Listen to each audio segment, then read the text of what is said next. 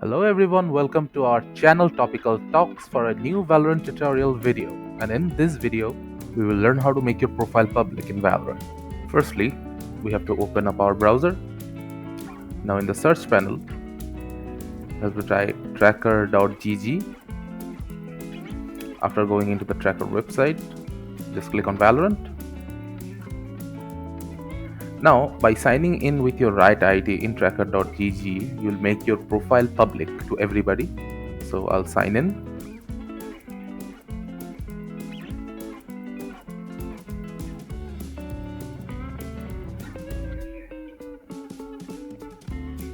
After signing in, they'll ask you to authorize your ID with Tracker Network, and after you do that, your profile will be public.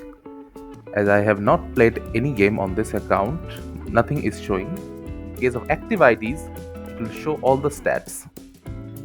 Thank you again for watching the video. Make sure to like this video and subscribe to our channel, and see you in the next video.